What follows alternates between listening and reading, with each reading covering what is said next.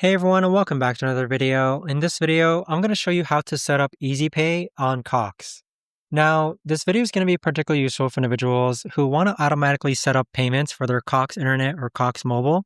And when you do, EasyPay makes it so that payments are made automatically. Now, in order to make sure that that's enabled, log onto your Cox account, then click on the profile icon here.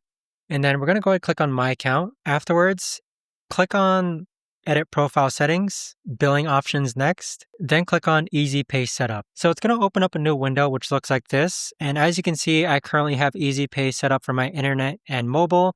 But if yours looks different, click on Manage. And then this is where you want to toggle this one on and make sure you have the correct payment method enabled as well. But that right there, guys, is the best and easiest way that I know of to actually go ahead and set up EasyPay on Cox.